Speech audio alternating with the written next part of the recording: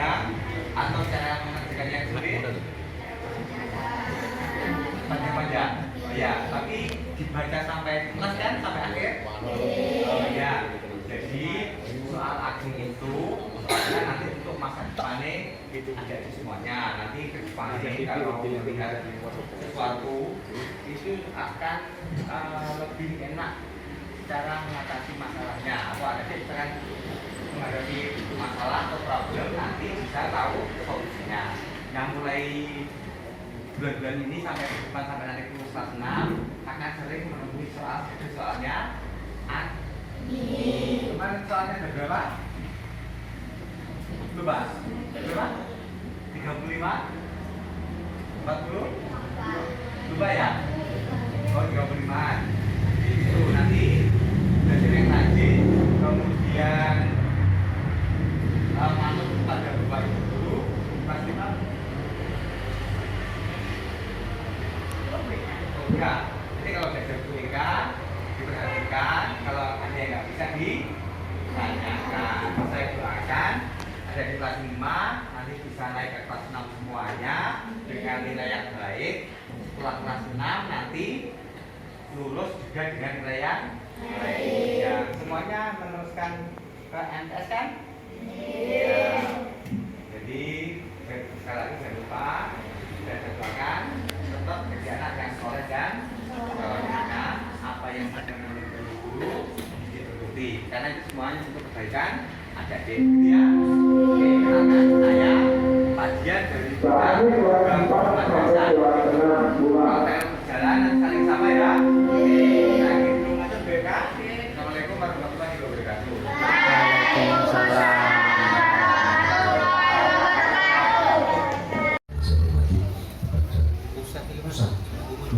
Pusat aja Bapak Abu dari pusat Insya Allah ya ada Bapak pengawas pendidikan agama Islam Madrasah Hidayah Kecamatan Turi Bapak Muhammad Saifullah Hamid Jauh Nabi Bapak Ibu Guru ya banggakan patut kita bacakan syukur kepada Allah Subhanahu Wa Taala dengan baikkan ucapan Alhamdulillahirabbil alamin. Pagi setengah siang ini kita ditakdir oleh Allah dapat wajah di majelis yang berbahagia ini. Mudah-mudahan pertemuan kita ini senantiasa mendapatkan ridho dari Allah Subhanahu Wa Taala. Salawat dan salam semoga senantiasa oleh Allah terlimpah curahkan kepada ridhoan junjungan kita Nabi Agung Nabi Muhammad Sallallahu Alaihi Wasallam yang telah sahabatnya kita harapkan di yaumil qiyamah. Amin. Yang ketiga kalinya mewakili seluruh dewan guru dan lembaga mengucapkan syukur rawuh selamat datang Bapak Dian selaku tim visitasi dari admin pusat. Mudah-mudahan kehadiran beliau nanti akan membawa masyarakat untuk MI ke depan yang lebih baik. Amin ya rabbal alamin. Yang kedua, tentu mohon maaf atas segala kekurangan bahwa dengan mensani kondisi sebenarnya yang selama ini melalui yakni menyampaikan tidak relevan, mohon maaf kawan nanti kasusnya dan ini. Yang kedua perlu saya sampaikan sedikit profil tentang MI ini bahwa MI ini berdiri sejak tahun 1954 yang semula adalah Diniyah.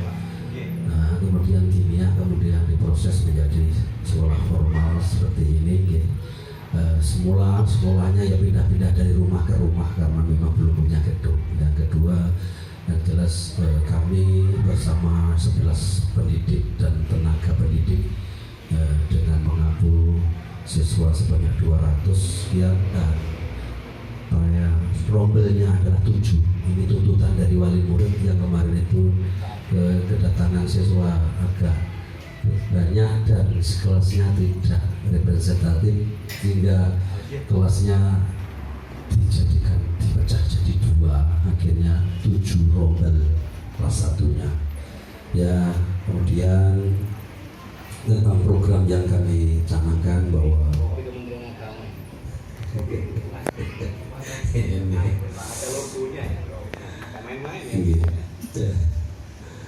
program unggulan kami adalah tahfidz Quran Alhamdulillah. Di saat-saat mula kami membuka program tahfidz ini di awal-awal COVID, di awal COVID ini kamu membuka, dan kami termasuk orang baru Bapak menjadi driver di sini, masih orang baru ini, kurang lebih 2,5 tahun ini mau menjelang 3 tahun. Jadi kami juga begitu, kami dipercaya komite dan yayasan untuk menyopiri madrasah ini, kami buka peluang karena ini animo masyarakat di pendidikan agama lebih cenderung, sehingga alhamdulillah ini kemarin sudah mau wisuda anak kelas 1, kelas 2 itu di juz 1 sampai juz 3 anak 37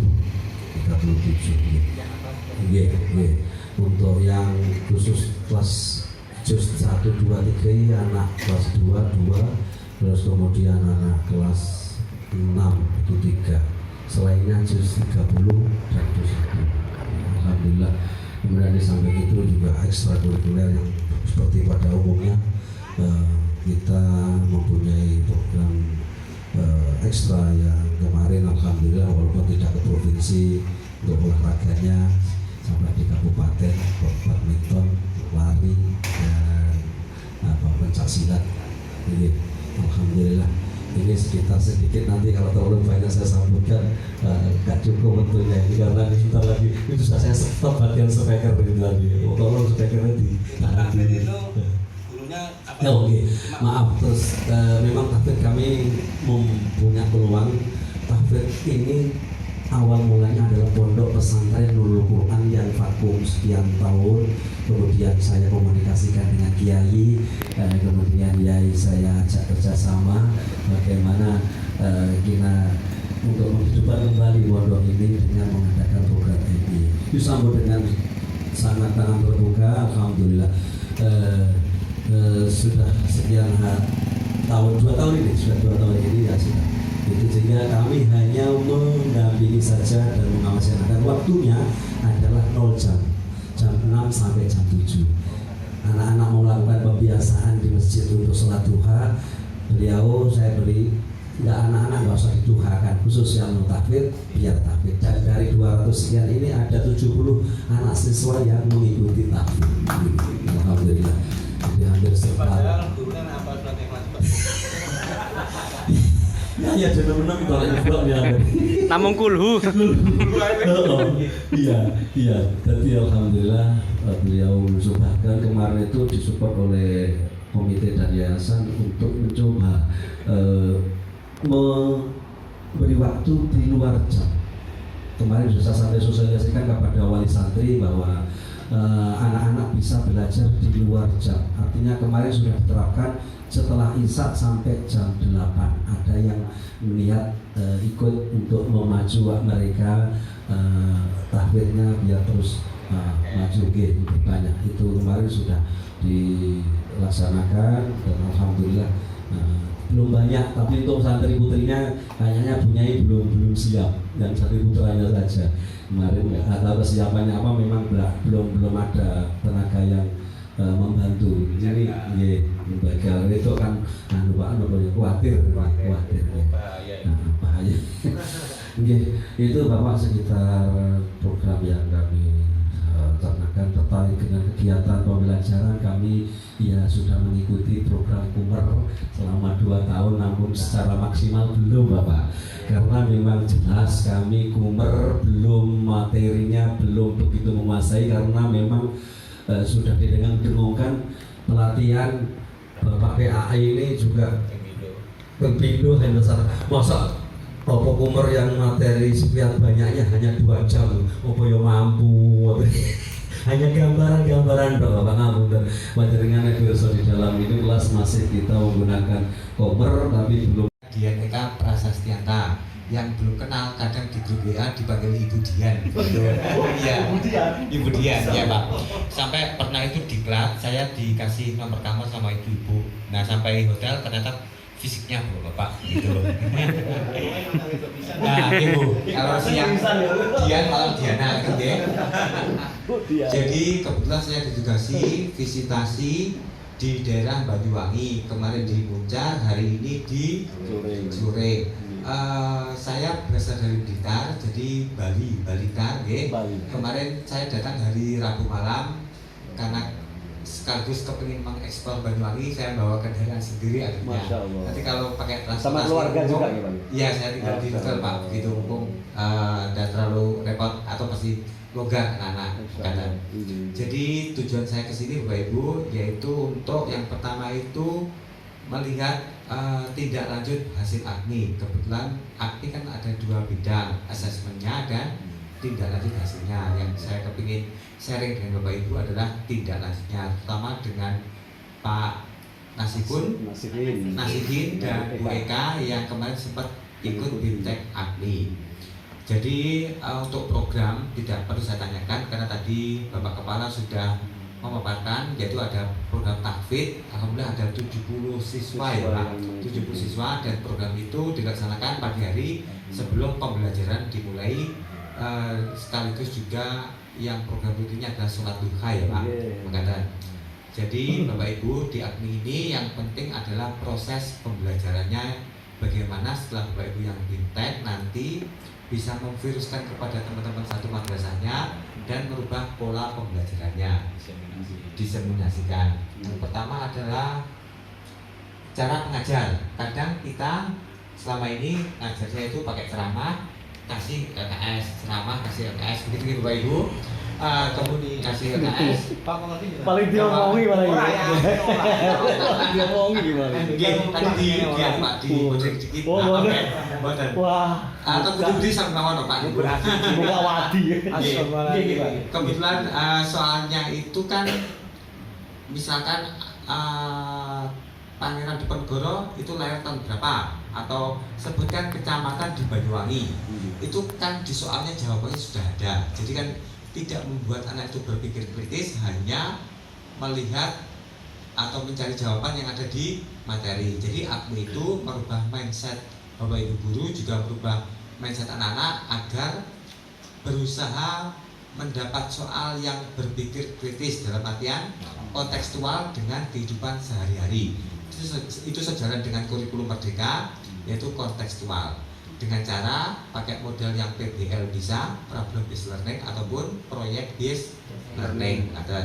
Yang jelas anak-anak itu kalau di kontekstual itu akan lebih mengena atau ingat ketimbang hanya sekedar diceramai ya, atau tekstual. Nah, ceramah bukan berarti jelek ya Bapak Ibu, itu tetap diperlukan, tapi tidak semuanya harus full ceramah, kadang diselingi dengan simulasi.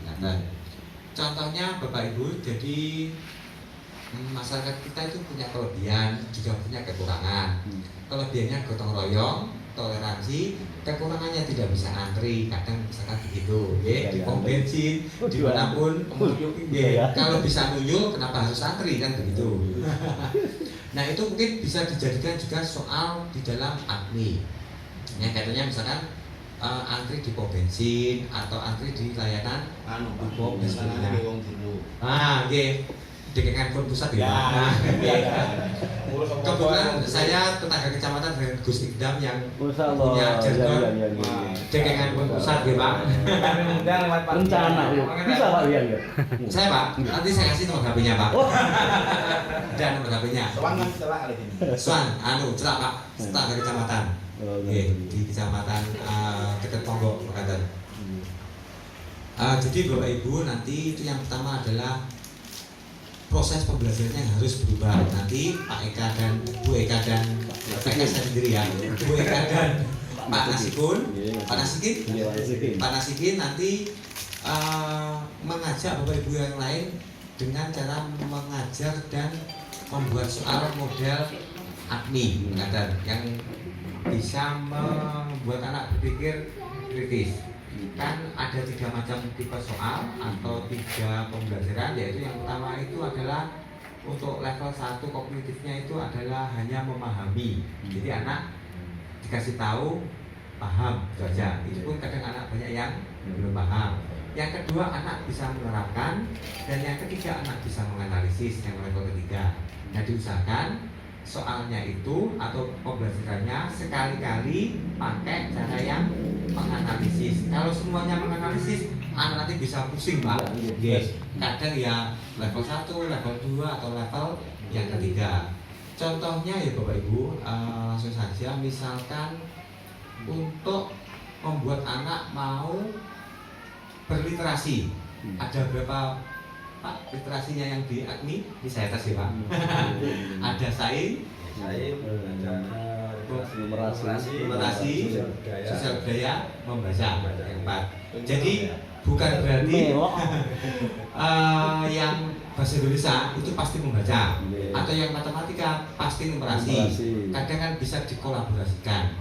Misalkan gajah di Sumatera itu 1000 ekor, jadi ekornya saja ya Pak, 1000 ekor. Kakinya nggak dihitung ya? Kakinya nggak dihitung, badannya juga nggak dihitung. 1000 ekor. Yang meninggal karena kebakaran 200 ekor. Kalau soal biasa berapa ekor yang meninggal, jumlahnya ada berapa, itu soal yang biasa. Nah sisanya, nah itu kan sudah numerasi. Mengurangi angka atau berapa persen yang meninggal atau yang mati. Nah itu kan 200 dipersenkan. Itu salah satu contoh soal yang membacanya ada, kemudian numerasinya juga ada gitu. Dan itu mungkin bisa dibuat pelan-pelan, tidak usah banyak-banyak dulu ya Bu Ika sama Pak Nasikin. Jadi nanti teman-teman diajari caranya, contohnya, kemudian bisa diterapkan secara perlahan-lahan. Karena secara efek ke pendidikan karakter anak, kalau hanya mencari angka yang ada di bacaan, itu anak nanti akan, kalau menghadapi problem sehari-hari, itu kalau problemnya itu berubah, itu anak akan bingung. Biasanya saya diajari begini. Nanti ngomong gak apa Pak, nanti Jumatan kok do kaset. Tinggal 7 menit terakhir. Kalau pendidikan karakter yang berpikir kritis itu kan, kalau anak-anak menghadapi suatu masalah, kalau masalahnya berubah, kalau terbiasa berpikir kritis, itu kan mereka nggak akan bingung. Tapi kalau hanya biasa menghafalkan, kalau soalnya jadi berpikir kritis kan anak akan jadi bingung. Itu salah satu contohnya Bapak Ibu. Dan yang selanjutnya adalah mengenai dukungan dari orang tua. Nanti kalau rapotnya sudah bisa di print, sekarang kan belum bisa karena aplikasi dari saja kan masih error. Nanti tolong diinformasikan kepada wali murid dan komite untuk rapot hasilnya anak. Mungkin nanti rapat wali murid dibagikan satu-satu hasilnya untuk anak-anak, sambil dijelaskan mengenai AKMI itu bagaimana, efeknya, gunanya untuk anak-anak bagaimana, dengan bahasa yang lebih sederhana ya Pak.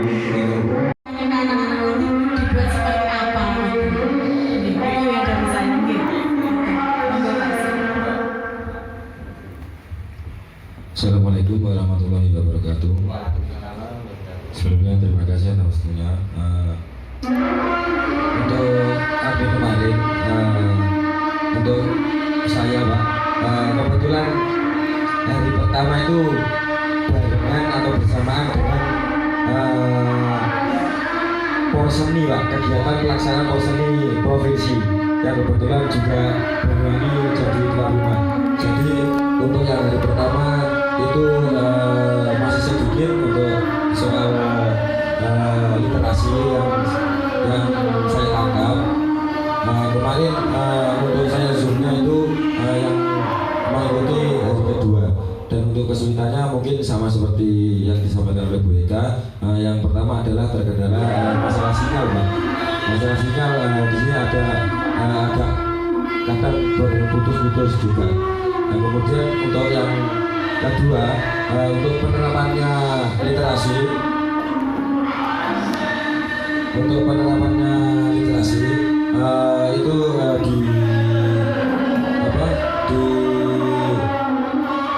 mata pelajaran itu